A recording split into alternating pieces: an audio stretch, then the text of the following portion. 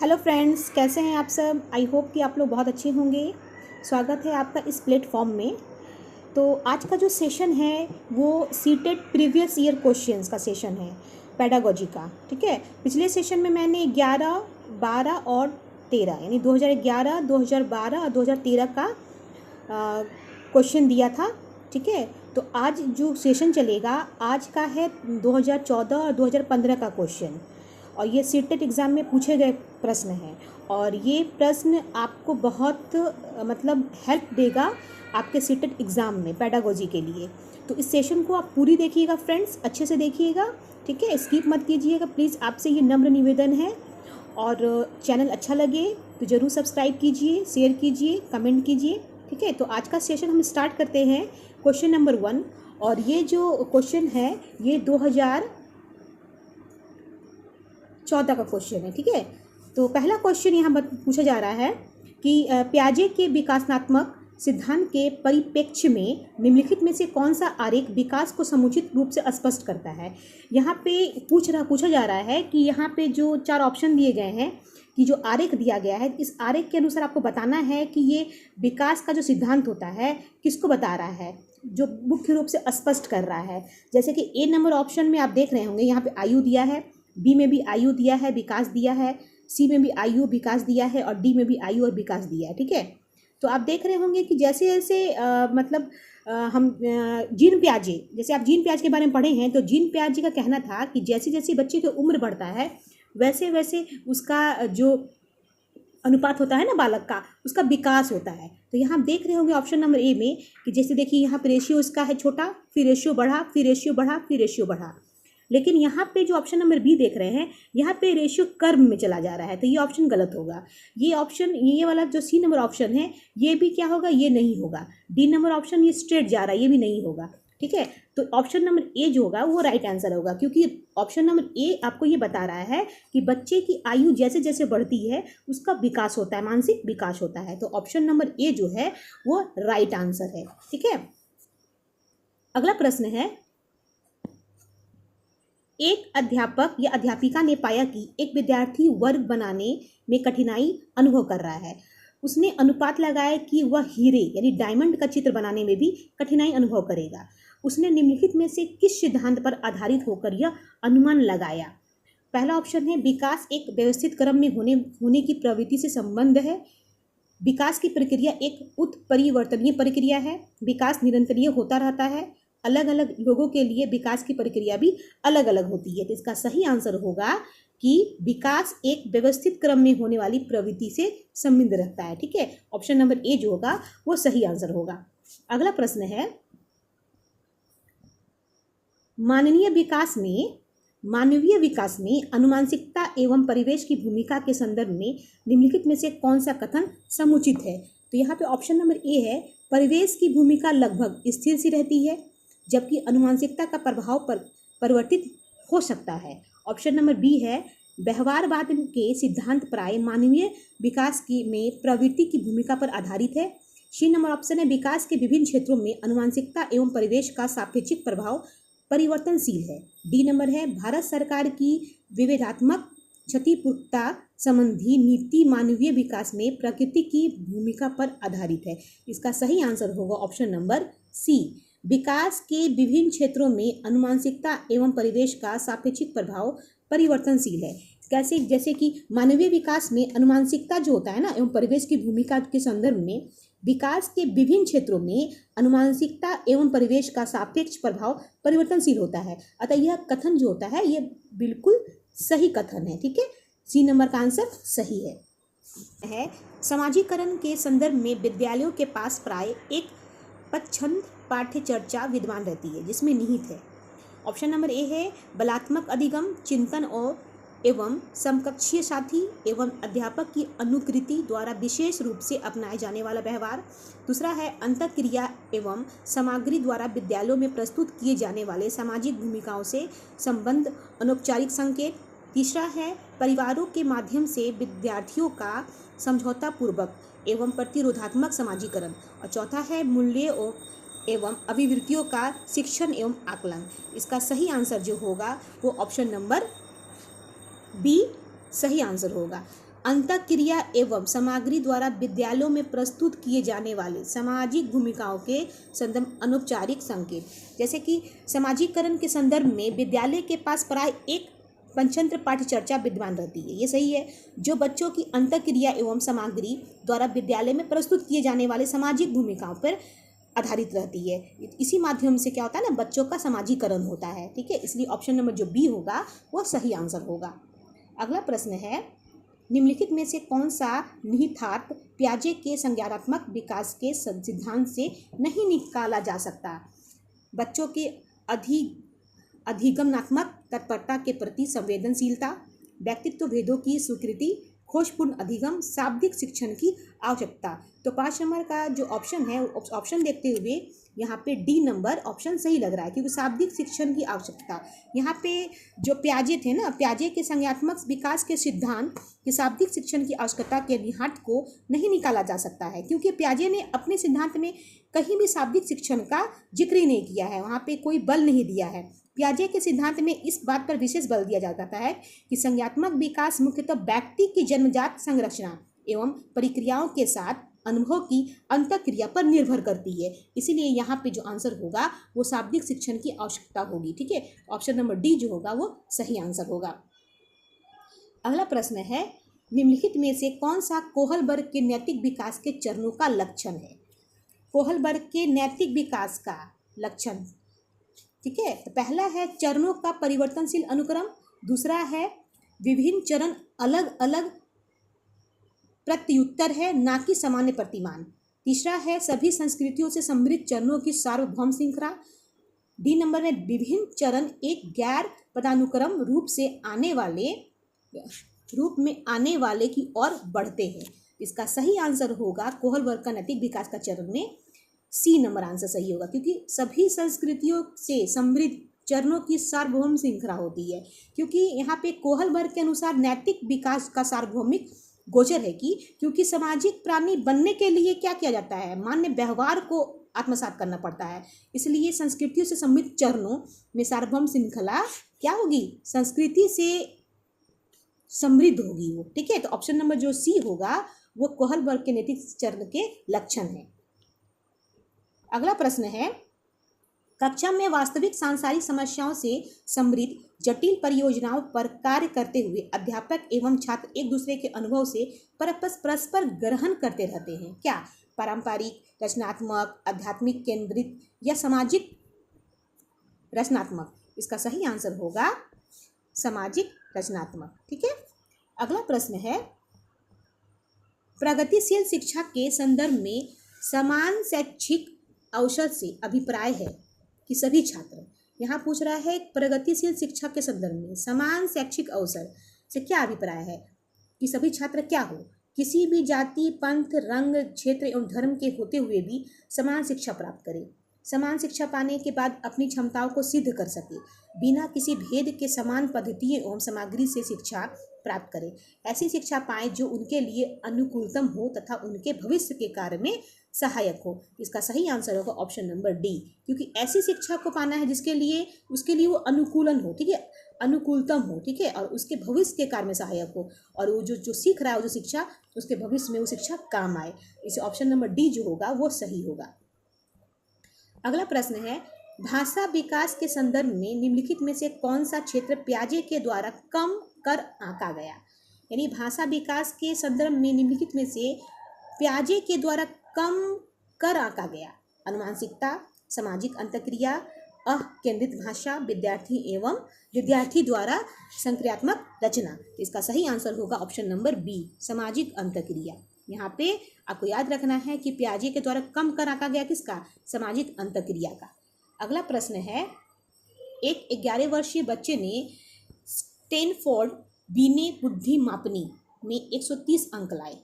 मान लीजिए कि एक सामान्य संभाव वक्त में माइक्रो बराबर 100 तथा सिग्मा बराबर 15 है, तो उन 11 वर्षीय बच्चों के प्रतिशत की गणना कीजिए जिसमें इस बच्चे ने बेहतर अंक प्राप्त किया है। यहाँ पूछ रहा है कि एक 11 वर्ष का बच्चा है, ठीक है, और उसने स्टैनफोर्ड बीने बुद्धि मापनी के द्वारा 130 अंक पाया, जिसमें उसने एक सामान्य संभाव वर्ग में माइक्रो बराबर 100 और सिग्मा बराबर 15 किया, ठीक है। तो उन 11 वर्षीय बच्चों के प्रतिशत की गणना कीजिए जिससे इस बच्चे ने बेहतर अंक प्राप्त किया। 98% होगा कि 88% होगा, 78% होगा कि 80% होगा। क्योंकि इस बच्चे ने बेहतर अंक प्राप्त किया है तो बेहतर अंक प्राप्त करें 98%, ठीक है, 98%। क्योंकि यहाँ पे हम पॉजिटिव रिस्पॉन्स देखेंगे सबसे ज़्यादा, या 98%।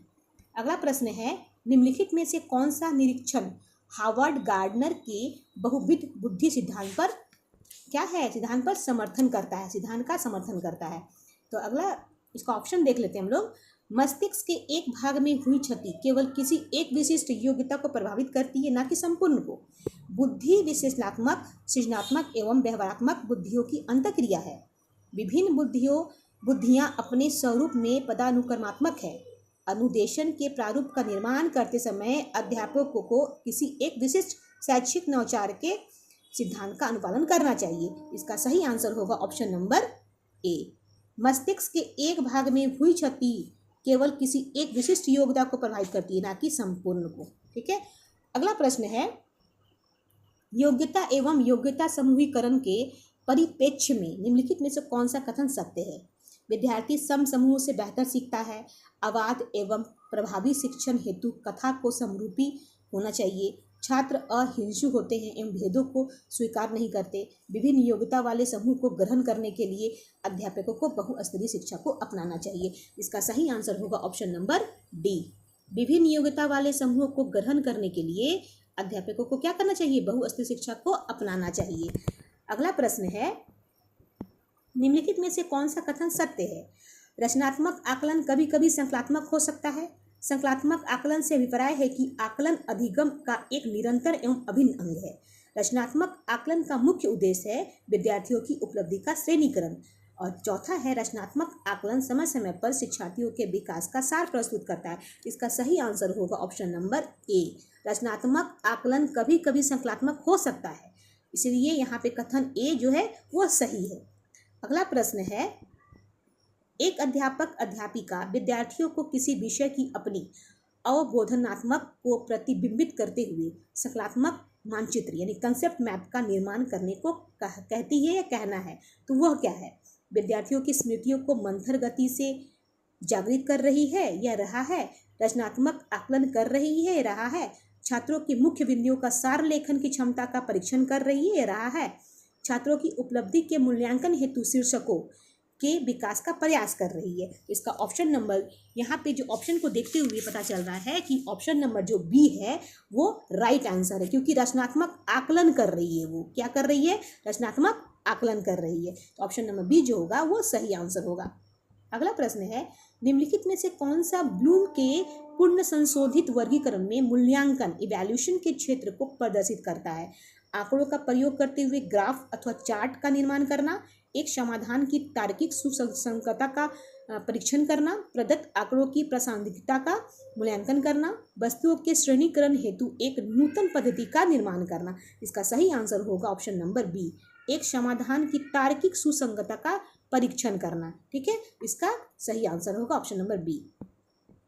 अगला प्रश्न है, वंचित शिक्षार्थियों के साथ व्यवहार करने के संदर्भ में अध्यापक अध्यापिका को निम्नलिखित मूल्यों में से किसमें विश्वास व्यक्त करना चाहिए।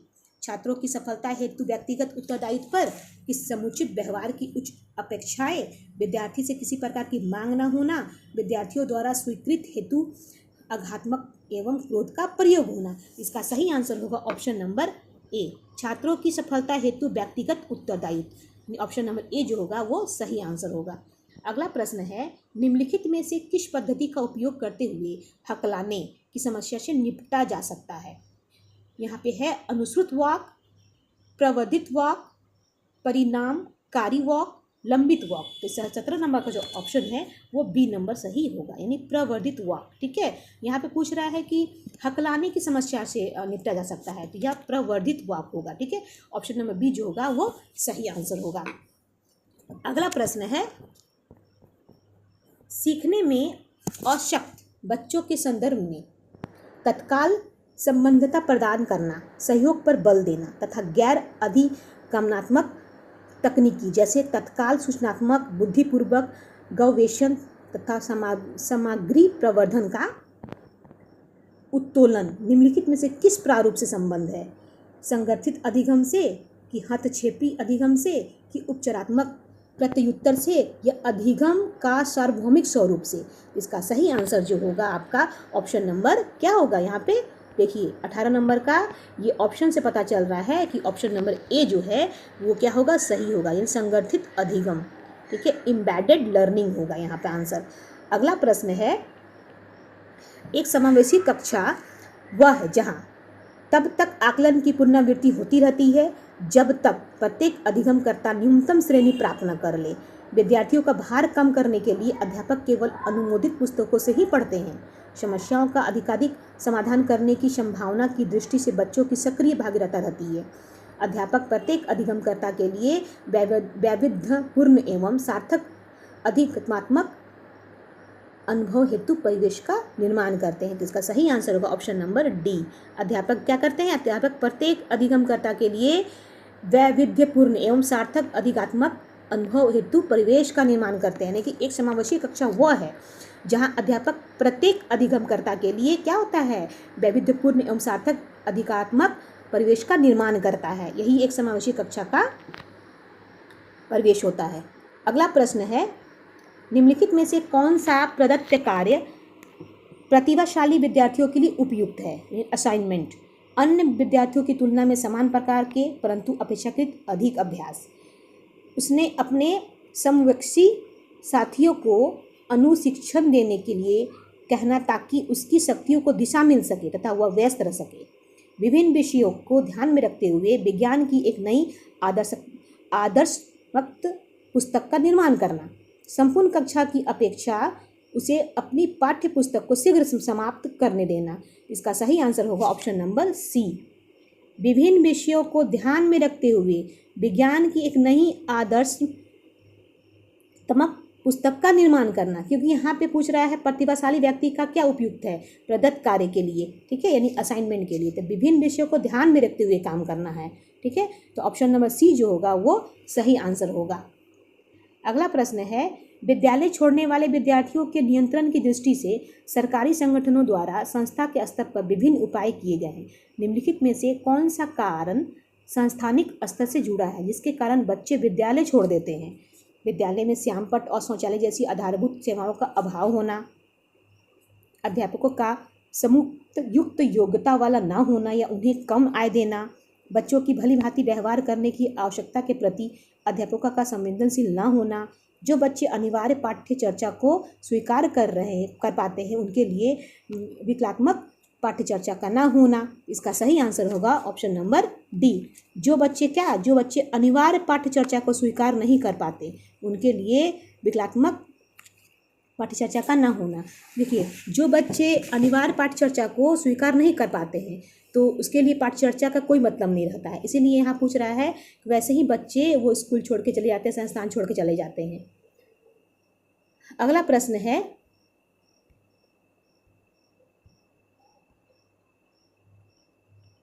अधिगम अक्षमताएं हैं, वस्तुपरक तथ्य है तथा संस्कृति की इसमें कोई भूमिका नहीं है, पठन अक्षमता के पर्याप्त हैं, सामान्य या उससे अधिक बुद्धि लब्धांक वाले बच्चों में भी पाई जाती है, समय एवं हस्तक्षेप के स्वरूप की अपेक्षा करते हुए भी अपरिवर्तनशील नहीं होती है। इसका सही आंसर होगा ऑप्शन नंबर सी। सामान्य या उससे अधिक बुद्धि लब्धांक वाले बच्चों में भी पाई जाती है। ठीक है, अधिगम अक्षमताएं।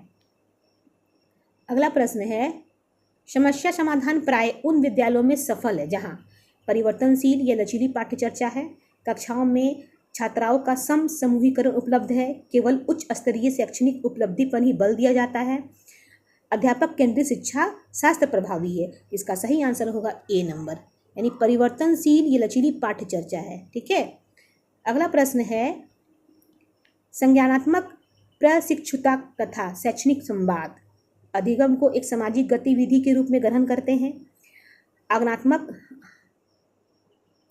तार्किकता के अनुप्रयोग पर आधारित है, पाठ्य सामग्री के सुव्यवस्थित संगठन पर बल देते हैं, कुशलता की प्राप्ति हेतु व्यवहारिक प्रशिक्षण की आवश्यकता पर बल देते हैं। इसका सही आंसर होगा ऑप्शन नंबर ए, अधिगम को एक सामाजिक गतिविधि के रूप में ग्रहण करते हैं। नहीं, ऑप्शन नंबर ए जो होगा वो राइट आंसर होगा। अगला प्रश्न है, जो अध्यापक अध्यापिका अपने विद्यार्थियों की त्रुटियों में सुधार करना चाहती है या चाहता है, उसके लिए निम्नलिखित में से कौन सा समुचित मार्ग है? उसे अपने विद्यार्थियों की प्रत्येक त्रुटि का संशोधन करना चाहिए, इसके लिए चाहे उसे विद्यालय में देर तक बैठना पड़े। दूसरा ऑप्शन है, उसे बार बार की जाने वाली तथा सामान्य त्रुटियों की अपेक्षा कम बार होने वाले त्रुटियों का अधिक संशोधन करना चाहिए। तीसरा है, उसे उन त्रुटियों का संशोधन करना चाहिए जो सामान्य अर्थ एवं अवबोधनात्मक में हस्तक्षेप करती है। अगला है ऑप्शन, अगर त्रुटि संशोधन प्रक्रिया बच्चों को क्षुब्ध करती है तो उसे उनका संशोधन नहीं करना चाहिए। इसका सही आंसर होगा आपका 25 नंबर का ऑप्शन नंबर सी। उसे उन त्रुटियों का संशोधन करना चाहिए जो सामान्य अर्थ एवं अवबोधनात्मक में हस्तक्षेप करती है। ये ऑप्शन नंबर सी जो होगा वो राइट आंसर होगा। अगला प्रश्न है, निम्नलिखित में से कौन सा कौशल भावनात्मक बुद्धि से समृद्ध नहीं है? यहाँ पूछ रहा है कौन सा कौशल भावनात्मक बुद्धि से समृद्ध नहीं है? भावनाओं के प्रति जागरूकता, भावनाओं का प्रबंध, तीसरा ऑप्शन है भावनाओं की आलोचना, कक्षा सहपाठियों के साथ मैत्रीपूर्ण व्यवहार। तो यहाँ पे पूछ रहा है कि कौशल भावनात्मक बुद्धि समृद्ध नहीं है, तो इसका ऑप्शन नंबर सी जो है वो राइट आंसर है, क्योंकि भावनाओं की आलोचना है यहाँ पे, भावनाओं की आलोचना, तो option number C right answer. अगला प्रश्न है, आकलन प्रक्रिया के दौरान देविका की उत्तेजना ऊर्जापूर्ण होती है, जबकि राजेश की उत्तेजना अनुत्साही। उन दोनों के भावनात्मक अनुभव का अंतर किससे समृद्ध है? समय अंतराल से, कि भावना की पराकाष्ठा, या अनुकूलन का स्तर, या विचारों का घनत्व? इसका सही आंसर होगा ऑप्शन नंबर सी, अनुकूलन का स्तर। ठीक है। अगला प्रश्न है, भारत सरकार ने प्राथमिक विद्यालयों के लिए मध्याह्न भोजन योजना प्रारंभ की है। निम्नलिखित में से कौन सा अभिप्रेरणात्मक सिद्धांत इस योजना का समर्थन करता है? व्यवहारवादी, की समाज संस्कृति, या संज्ञानात्मक, या मानवीय? इसका सही आंसर होगा यहाँ पे मानवीय। ठीक है, मानवीय आंसर सही होगा। अगला प्रश्न है, बच्चों के व्यवहार को समझने के लिए विद्यार्थियों के घर के वातावरण का महत्वपूर्ण स्थान है तथा इससे प्राप्त सूचना को प्रभावशाली शिक्षा शास्त्र के निर्माण से जोड़ा जा सकता है तथा यह तथ्य अधिगम के किस सिद्धांत से समृद्ध है? व्यवहारवादी, की पारिस्थितिक, या रचनावादी, या सामाजिक रचनावादी? इसका सही आंसर होगा ऑप्शन नंबर बी, पारिस्थितिक यानी इकोलॉजिकल होगा। ठीक है। अगला प्रश्न है, कक्षा में ध्यान न देने वाले बच्चों से व्यवहार करने के लिए कौन सा उपाय सर्वाधिक लाभकारी हो सकता है? बच्चे को महसूस कराने के लिए कि उसे कक्षा में सबसे सामने बार बार डांटना डपटना, बच्चों को उस जगह बैठाना जहां सबसे कम ध्यान भंग हो सके, ध्यान केंद्रित करने के लिए कार्य करते हुए बच्चों को खड़े रहने की अनुमति देना, या बच्चे के ध्यान को स्फूर्तिदायक बनाने के लिए बीच बीच में उससे अवकाश देना? इसका सही आंसर होगा ऑप्शन नंबर बी, बच्चे को उस जगह बैठाना जहां सबसे कम ध्यान भंग हो, यानी ऑप्शन नंबर बी जो होगा वो आपका सही आंसर होगा। ठीक है। अगला प्रश्न है, ये वाला जो प्रश्न है ये 2015 का है प्रश्न। ठीक है, पेडागोजी का। तो पहला प्रश्न है 15 का, निम्नलिखित कथनों में से कौन सा वाइगोत्स्की के द्वारा प्रस्तावित विकास तथा अधिगम के बीच संबंध का सर्वश्रेष्ठ रूप से सार प्रस्तुत करता है? विकास अधिगम से स्वाधीन है, विकास प्रक्रिया अधिगम प्रक्रिया से पीछे रह जाती है, विकास अधिगम का समानार्थक है, अधिगम एवं विकास समानांतर प्रक्रियाएं हैं। तो इसका सही आंसर होगा बी नंबर, विकास जो होता है ना प्रक्रिया, विकास प्रक्रिया अधिगम प्रक्रिया से पीछे रह जाती है। ठीक है, तो ये आंसर सही है, ऑप्शन नंबर बी। अगला प्रश्न है, कोहल वर्ग के सिद्धांत की एक प्रमुख आलोचना क्या है? कोहल वर्ग ने बिना किसी अनुभूति मूलक आधार के सिद्धांत प्रस्तुत किया। कोहल वर्ग ने प्रस्ताव किया कि नैतिक तार्किकता विकासात्मक है। कोहल वर्ग ने पुरुषों एवं महिलाओं की नैतिक तार्किकता में सांस्कृतिक विभिन्नताओं का महत्व नहीं दिया। कोहल वर्ग ने नैतिक विकास की स्पष्ट अवस्थाओं का उल्लेख नहीं किया। इसका सही आंसर होगा ऑप्शन नंबर सी, यानी कोहल वर्ग ने पुरुषों एवं महिलाओं की नैतिक तार्किकता में सांस्कृतिक विभिन्नताओं का कोई महत्व नहीं दिया है। ठीक है, तो ऑप्शन नंबर बी जो होगा वो सही आंसर होगा। अगला प्रश्न है, एक शिक्षार्थी केंद्रित कक्षा कक्ष में अध्यापिका करेगी। अधिगम को सुगम बनाने के लिए बच्चों को एक दूसरे के साथ अंकों के लिए मुकाबला करने हेतु प्रोत्साहित करेगी, या वह अपने विद्यार्थियों से जिस प्रकार की अपेक्षा करती है उसे प्रदर्शित करना तथा तब बच्चों को वैसा करने के लिए दिशा निर्देश देना, या इस प्रकार की पद्धतियों को नियोजित करना जिसमें शिक्षार्थी अपने स्वयं के अधिगम के लिए पहल करने में प्रोत्साहित हो, या मुख्य तथ्यों की व्याख्या करने के लिए व्याख्यान पद्धति का प्रयोग करना और बाद में शिक्षार्थियों का उनकी सहजता के लिए आकलन करना। इसका सही आंसर होगा इस प्रकार की पद्धतियों को नियोजित करना जिसमें शिक्षार्थी अपने स्वयं के अधिगम के पहल करने प्रोत्साहित हो। लेकिन देखिए प्रोत्साहित वर्ड जो हो गया यहाँ पे तो ये टैग वर्ड हो जाता है, इसलिए ऑप्शन नंबर जो सी हो गया वो सही आंसर हो गया। ठीक है, अगला प्रश्न है, गार्डनर के बहुबुद्धि के सिद्धांत के अनुसार वह कारक जो व्यक्ति के आत्मबोध हेतु सर्वाधिक योगदान देना वह हो सकता है संगीतमय हो सकता है कि आध्यात्मिक हो सकता है कि भाषा विषय हो सकता है या अंत व्यक्तित्व हो सकता है। तो इसका सही आंसर होगा ऑप्शन नंबर डी, ये अंत व्यक्तित्व हो सकता है। ठीक है, गार्डनर के बहुबुद्धि सिद्धांत के अनुसार। अगला प्रश्न है, वाइटगोत्स्की तथा पियाजे के परिप्रेक्ष्यों में एक प्रमुख विभिन्नता है। व्यवहारवादी सिद्धांतों की उसकी आलोचना, बच्चों को एक पालन पोषण का परिवेश उपलब्ध कराने की भूमिका, भाषा एवं चिंतन के बारे में उनका दृष्टिकोण, ज्ञान के सक्रिय निर्माताओं के रूप में बच्चों का संकल्पना। तो यहाँ पे वाइटगोत्स्की के और पियाजे के परिप्रेक्ष्य को देखते हुए बताया गया, विभिन्नता बताया गया है। तो ऑप्शन नंबर सी जो है यहाँ पे सही आंसर होगा, भाषा एवं चिंतन के बारे में उनके दृष्टिकोण है। ठीक है, वाइटगोत्स्की और पियाजे का। अगला प्रश्न है, इस पर अत्यधिक वाद विवाद होता है कि क्या लड़कों एवं लड़कियों में योग्यताओं का विशिष्ट समूह उनके अनुवांशिक घटकों के कारण होता है। इन संदर्भ में निम्नलिखित में से आप सबसे अधिक किससे सहमत हैं? लड़कियों को सेवा भाव के लिए सामाजिक रूप से तैयार किया जाता है, जबकि लड़कों को रोने जैसा संवेग प्रदर्शित करने के लिए हतोत्साहित किया जाता है। यौन आरंभ के बाद लड़के और लड़कियों एक साथ नहीं खेल सकते क्योंकि उनकी अभिरुचियां पूर्णतः विपरीत रहती है।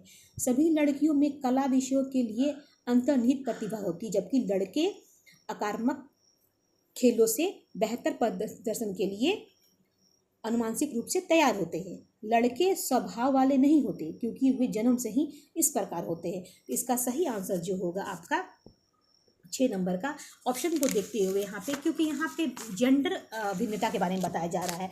इसका सही आंसर होगा ऑप्शन नंबर सी। सभी लड़कियां में कला विषयों के लिए अंतर्निहित प्रतिभा होती है, जबकि लड़का आक्रामक खेलों के बेहतर प्रदर्शन के लिए अनुमानसिक रूप से तैयार रहता है। ऑप्शन नंबर क्या होगा यहाँ पे? सी सही आंसर होगा। अगला प्रश्न है, एक अध्यापिका यह सुनिश्चित करना चाहती है कि उसके विद्यार्थी आंतरिक रूप से प्रेरित हो। इस संदर्भ में वो क्या करेगी? सभी बच्चों के लिए उपलब्धि के एक समान मानकों को उल्लेखित करेगी कि अंतिम परिणाम पर ध्यान देने के बजाय व्यक्तिगत रूप से बच्चों की अधिगम की प्रक्रिया पर ध्यान देगी, या वस्तु रूप के पुरस्कार प्रस्तुत करेगी, या इस प्रकार की अधिगम गतिविधियों की योजना बनाना जो अभिसारी चिंतन को प्रोत्साहन देती है। इसका सही आंसर जो होगा वो ऑप्शन नंबर बी सही आंसर होगा। ठीक है, अंतिम परिणाम पर ध्यान देने के बजाय व्यक्तिगत रूप से बच्चों की अधिगम की प्रक्रिया पर ध्यान देगी। ठीक है, ये option number B right answer. अगला प्रश्न है, कक्षा परीक्षणों में अच्छा प्रदर्शन करने में एक बच्चे की असफलता हमें इस विश्वास की तरफ ले जाती है कि आकलन वस्तुनिष्ठ है तथा असफलताओं को स्पष्ट रूप से पहचानने के लिए इसका प्रयोग किया जा सकता है। पाठ्यक्रम, शिक्षण पद्धति तथा आकलन प्रक्रियाओं पर विचार करने की आवश्यकता है। कुछ बच्चों को अनुत्तीर्ण होना ही है, चाहे व्यवस्था उन पर कितना भी अधिक प्रयास करे। बच्चे कुछ निश्चित सक्षमताओं और कमियों के साथ पैदा होते हैं। ठीक है, तो यहाँ पे ऑप्शन नंबर जो बी होगा वो सही लग रहा है, क्योंकि पाठ्यक्रम, शिक्षा पद्धति तथा आकलन प्रक्रियाओं पर विचार करने की आवश्यकता है। ठीक है, यहाँ पे आंसर बी सही होगा ऑप्शन नंबर। अगला प्रश्न है, आपकी कक्षा में कुछ बच्चे हैं जो गलतियां करते हैं। इस परिस्थिति का आपके विश्लेषण के अनुसार कौन सा कथन सर्वाधिक उपयुक्त है? बच्चों का बुद्धि स्तर निम्न है, बच्चों की अध्ययन में रुचि नहीं है, वे अनुशासनहीनता उत्पन्न करना चाहते हैं, बच्चों को अपनी कक्षा में प्रोन्नत नहीं करना चाहते हैं यानी प्रमोट, बच्चों ने अभी तक संकलनात्मक स्पष्टता प्राप्त नहीं की है तथा आपको अपनी शिक्षण विधि पर चिंतन करने की आवश्यकता है। तो यहाँ पे ऑप्शन नंबर 9 का जो है यहाँ पे ऑप्शन डी नंबर सही लग रहा है, क्योंकि देखिए बच्चों ने अभी तक संकल्पनात्मक स्पष्टता प्राप्त नहीं की है तथा आपको अपनी शिक्षण विधि पर चिंतन करने की आवश्यकता है, क्योंकि हर क्षेत्र में अगर देखा जाए तो टीचर को ही केंद्र माना जाएगा यहाँ पे, क्योंकि बाल केंद्र तो मानते हैं लेकिन टीचर अगर अपनी शिक्षण विधि पर चिंतन करेंगे तो बच्चे का भी वो ध्यान रख सकेंगे। ठीक है, अगला प्रश्न है, एक विद्यार्थी एक प्रकरण में मुख्य बिंदुओं को रेखांकित करती है तथा उसका एक दृश्यात्मक प्रस्तुतिकरण बनाती है तथा प्रकरण की समाप्ति पर अपने दिमाग में उत्पन्न होने वाले प्रश्नों को प्रस्तुत करती है। वह क्या है? विचारों के संगठन के द्वारा अपने चिंतन को निर्देशित करने की कोशिश कर रही है कि अनुचरण पूर्वाभ्यास की रणनीति का प्रयोग करने की कोशिश कर रही है या प्रेक्षण अधिगम सुनिश्चित कर रही है या केंद्र बिंदु की विधि का प्रयोग करने की कोशिश कर रही है? इसका सही आंसर होगा ऑप्शन नंबर ए, विचारों के संगठक के द्वारा अपने चिंतन को निर्देशित करने की वो कोशिश कर रही है। ये ऑप्शन नंबर क्या होगा? ये नंबर सही होगा। अगला प्रश्न है, किस प्रकार से एक अध्यापिका बच्चों को बेहतर समस्या समाधानकर्ता बनने में सहायता कर सकती है? बच्चों को विविध प्रकार की समस्याओं का समाधान करने के मौके देना तथा उनका हल करते समय सहयोग देना, बच्चों को पाठ्य पुस्तक में समस्याओं का उत्तर देखने के लिए प्रोत्साहित करना या विद्यार्थियों के सामने प्रस्तुत सभी समस्याओं के सही समाधान उपलब्ध कराना या समस्याओं का समाधान करने के लिए वस्तु रूप में क्या करना? पुरस्कार देना। इसका सही आंसर होगा ऑप्शन नंबर ए। कैसे? बच्चों को विविध प्रकार की समस्याओं का समाधान करने के मौके देना तथा उनका हल करने में उसका सहयोग करना। अगर बच्चे को हम समाधान करने का मौका देंगे, उसका मदद करेंगे, हेल्प करेंगे, तो बच्चे में क्या होगा? ज्ञान का विकास होगा। ठीक है, समस्या को सही करने का बेहतर ऑप्शन मिलेगा उसको। ठीक है, तो 11 नंबर का ए ऑप्शन सही है। अगला प्रश्न है, निम्नलिखित कथनों में से आप किससे सहमत हैं? अधिगम पूर्ण रूप से बाहरी उद्दीपन के लिए नियंत्रित होता है कि अधिगम तब तक गठित नहीं होता तब तक इसका अंकों के रूप में बाहरी रूप से आकलन नहीं किया जा सकता। अधिगम केवल तभी होता है यदि वह व्यवहार से सुस्पष्ट होता है।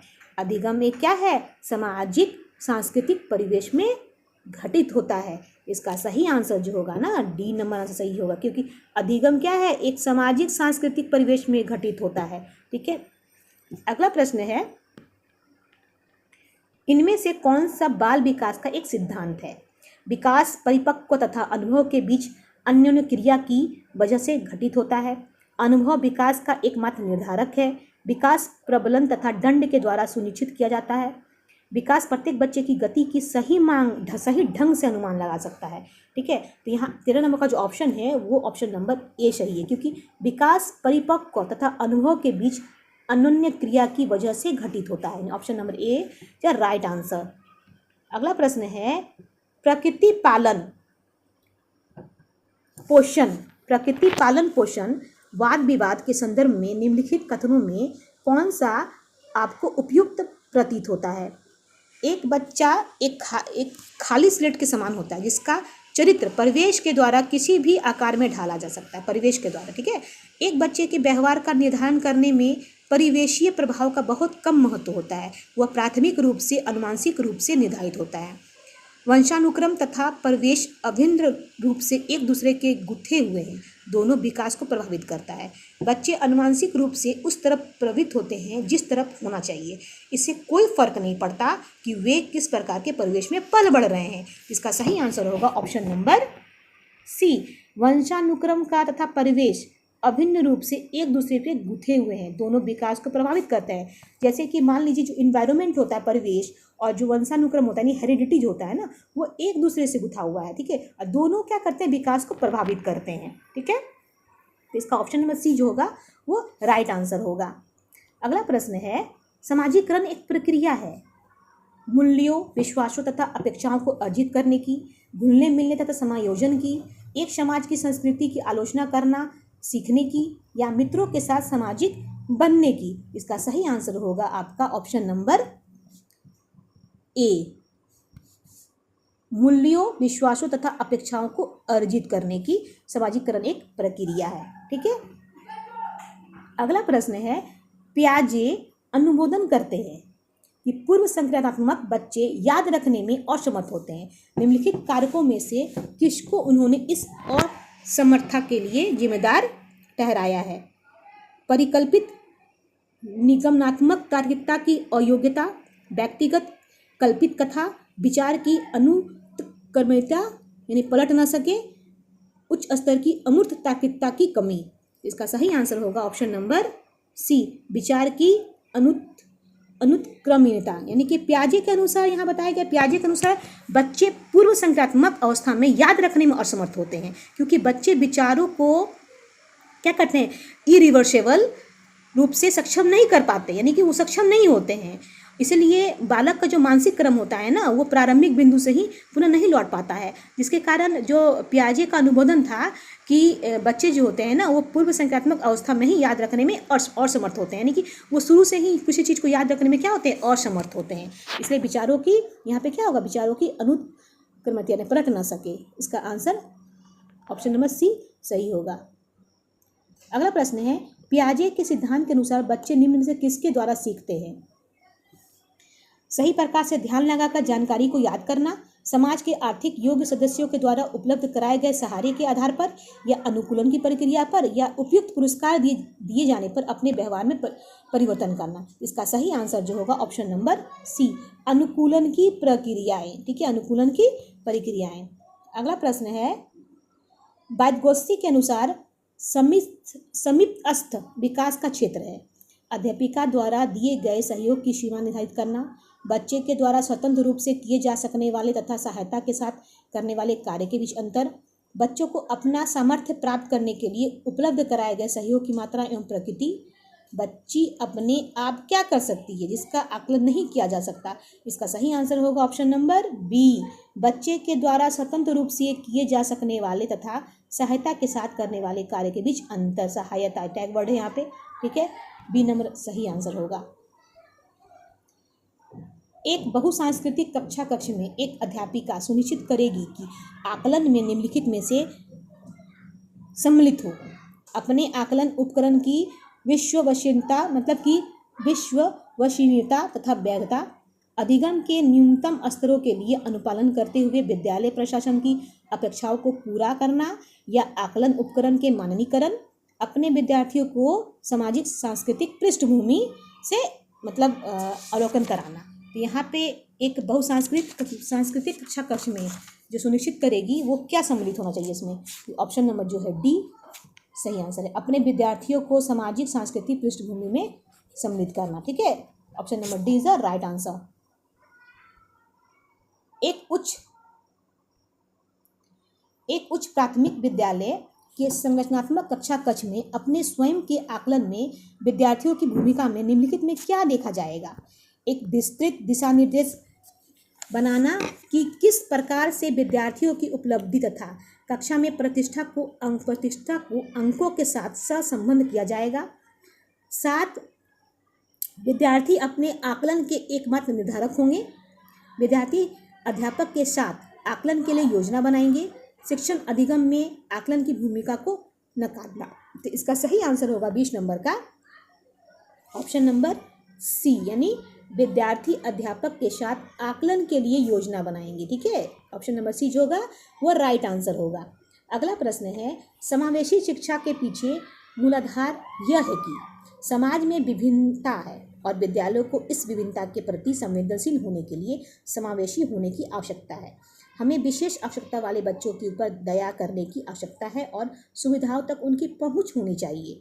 विशेष आवश्यकता वाले बच्चों के लिए अलग विद्यालय की व्यवस्था करना लागत प्रभावी नहीं है। प्रत्येक बच्चे के निष्पादन के लिए मानक एक समान तथा मानकीकृत होना चाहिए। इसका सही आंसर होगा ऑप्शन नंबर ए, समाज में भिन्नता है, सही बात है, और विद्यालयों को इस भिन्नता के प्रति संवेदनशील होने के लिए समावेशी होने की आवश्यकता है। ऑप्शन नंबर ए जो है वो राइट आंसर है। अगला प्रश्न है, निम्नलिखित में से कौन सा तरीका अध्यापिका के द्वारा एक सृजनात्मक बच्चे की पहचान करने के लिए सर्वाधिक उपयुक्त होता है? यह अवलोकन करना कि बच्चे समूह कार्यों में साथियों के साथ किस प्रकार से प्रतिक्रिया करती है। मानकीकृत बुद्धि परीक्षणों को देना, वस्तुनिष्ठ प्रकार के परीक्षणों को देना, बच्चों को विस्तृत रूप से अवलोकन करना, विशेष रूप से उस समय जब वो समस्याओं को हल करती है। इसका सही आंसर होगा डी नंबर। बच्चों को विस्तृत रूप से अवलोकन करना, यानी कि उसको अच्छे से आप अवलोकन कीजिए और विशेष रूप से उस समय जब वो समस्याओं को क्या कर रही है, हल कर रही है। तो ऑप्शन नंबर डी जो होगा वो सही आंसर होगा। अगला प्रश्न है, एक अध्यापिका समाज के वंचित वर्गों से आए बच्चों की आवश्यकताओं के प्रति प्रभावशाली तरीके से प्रतिक्रिया निम्नलिखित द्वारा कर सकती है। तो ऑप्शन पढ़ते हैं हम लोग। अन्य बच्चों को वंचित वर्ग से आए बच्चों के साथ सहयोग करने के लिए कहना तथा विद्यालय के तरीकों को सीखने में उसकी सहायता करने के लिए कहना, विद्यालय व्यवस्था तथा स्वयं के उन तौर तरीकों के बारे में विचार करना जिनसे पक्षपात एवं रूढ़िवादिताएं झलकती हैं, उनके प्रताड़ित होने के अवसर को कम करने के लिए यह सुनिश्चित करना कि बच्चे आपस में अनोन्य क्रिया करने का मौका न पाएं, वंचित वर्ग से आए बच्चों को विद्यालय के नियमों एवं अपेक्षाओं के प्रति संवेदनशीलता बनाना ताकि वे उनका अनुपालन कर सकें। इसका सही आंसर होगा ऑप्शन नंबर बी, विद्यालय व्यवस्था तथा स्वयं के उन तौर तरीकों के बारे में विचार करना जिनसे पक्षपात एवं रूढ़िवादियाँ झलकती हो। ठीक है, तो यहाँ पे ये ऑप्शन नंबर जो बी होगा वो सही आंसर होगा। अगला प्रश्न है, अनुसंधान से पता चला कि विद्यालयों में अनेक स्तरों पर विभेदीकरण पाया जाता है। उच्च प्राथमिक स्तर पर इनमें से कौन सा विभेदीकरण का एक उदाहरण नहीं है? यहाँ पूछ रहा है कौन सा उदाहरण यहाँ पे नहीं है। बहुत से अध्यापक पढ़ाने के लिए केवल व्याख्यान विधि का प्रयोग करते हैं। मध्याह्न भोजन के दौरान दलित बच्चों को अलग बैठा जाता है। लड़कियों को गणित तथा विज्ञान विषय को लेने के लिए प्रोत्साहित नहीं किया जाता। अध्यापकों के निम्न सामाजिक आर्थिक परिवेश में आए बच्चों से बहुत कम अपेक्षाएं होती है। इसका सही आंसर होगा ऑप्शन नंबर ए, बहुत से अध्यापक पढ़ाने के लिए केवल व्याख्यान विधि का ही प्रयोग करते हैं। ये आंसर जो होगा वो सही होगा। अगला प्रश्न है, इनमें से कौन सी अधिगम असशक्ता वाले बच्चों की एक विशेषता है? 50 से नीचे की बुद्धि लब्धि, अन्य बच्चों को धमकाना तथा आक्रामक कार्यों में लगे रहना, एक ही प्रकार की गत्यात्मक क्रिया को बार बार दोहराना, धारा प्रवाह रूप से पढ़ने तथा शब्दों को पलटकर जाने में कठिनाई। इसका सही आंसर होगा ऑप्शन नंबर डी, धारा प्रवाह रूप से पढ़ने तथा शब्दों पर पलट कर जाने में कठिनाई। ठीक है, अगला प्रश्न है, निम्नलिखित में से कौन सा कथन सबसे बेहतर ढंग से वर्णन करता है कि कक्षा में बच्चों को प्रश्न पूछने के लिए क्यों प्रोत्साहित करना चाहिए? प्रश्न बच्चों की जिज्ञासा को बढ़ाते हैं, प्रश्न अननोन क्रिया के द्वारा अधिगम को आगे बढ़ाते हैं तथा संकल्पात्मक स्पष्टता की दिशा में बढ़ते हैं। बच्चों को अपने भाषा कौशल में अभ्यास की आवश्यकता होती है। जिन चीज़ों के बारे में बच्चे नहीं जानते उनके बारे में विचार करवाकर उन्हें यह महसूस करवा जा सकता है कि उसमें बुद्धि की क्या है, बुद्धि की कमी है। तो इसका सही आंसर जो होगा वो होगा आपका प्रश्न अननोन क्रिया के द्वारा अधिगम को आगे बढ़ाता है तथा संकल्पात्मक स्पष्टता की दिशा में वो बढ़ता है। ठीक है, अगला प्रश्न है, निम्नलिखित में से कौन सी आकलन पद्धति विद्यार्थियों की सर्वोत्तम क्षमता को पोषित करती है करेगी? जब विद्यार्थी को बहुविकल्प प्रश्नों के माध्यम के लिए किए गए परीक्षण के रूप में तथ्यों को दोहराने की आवश्यकता होगी, जब संकल्पात्मक परिवर्तन तथा विद्यार्थियों के वैकल्पिक समाधानों को आकलन की विभिन्न विधियों के द्वारा आकलित किया जाता है, जब कक्षा में विद्यार्थी के द्वारा प्राप्त किए गए अंक और स्थान सफलता का एकमात्र निर्धारक है, जब परीक्षा के अंकों और विद्यार्थियों की योग्यता के बीच सकारात्मक सहसंबंध पर बल दिया जाता है। तो इसका सही आंसर जो होगा ऑप्शन नंबर बी, जब संकल्पात्मक परिवर्तन तथा विद्यार्थियों के वैकल्पिक समाधानों को आकलन की विभिन्न विधियों द्वारा आकलित किया जाता है। Option number B is right answer. अगला प्रश्न है, एक बच्चे को सहारा देने की मात्रा एवं प्रकार की परिवर्तन इस बात पर निर्भर करता है कि अध्यापिका की मनोदशा, कार्य के लिए प्रस्तावित पुरस्कार, बच्चे के निष्पादन का स्तर, बच्चे की नैसर्गिक योग्यताएं। इसका सही आंसर होगा ऑप्शन नंबर सी, बच्चे के निष्पादन का स्तर।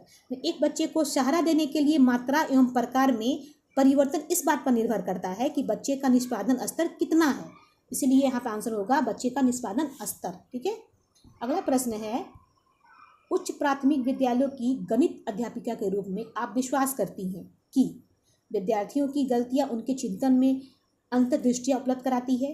उच्च प्राथमिक विद्यालय के सभी बच्चों में गणित पढ़ने की योग्यता नहीं होती। लड़के गणित को बिना अधिक प्रयास किए सीख जाएंगे क्योंकि वह इनकी जन्मजात विशेषताएं हैं तथा आपको लड़कियों के ऊपर अधिक ध्यान देने की आवश्यकता है।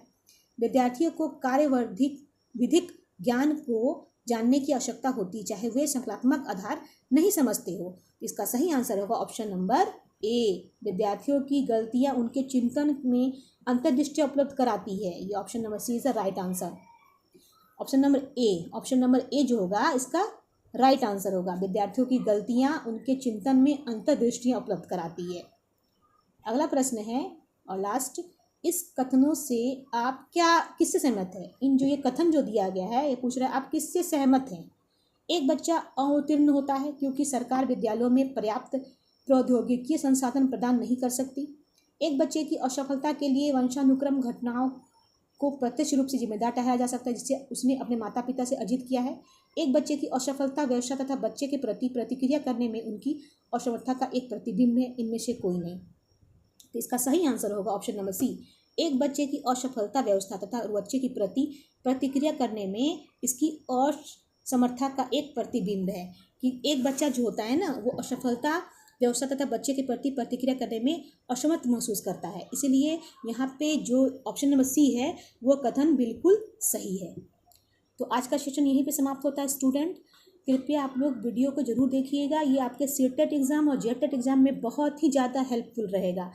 आप मेरा विश्वास कीजिए, आप वीडियो ज़रूर देखिए, आपको ज़रूर हेल्प मिलेगा इससे। ठीक है, तो आज का सेशन यहीं पे हम ख़त्म करते हैं। फिर नेक्स्ट डे ऐसे ही आगे का जो प्रीवियस ईयर क्वेश्चन है मैं लेकर के आऊँगी। तो आज के लिए थैंक यू सो मच।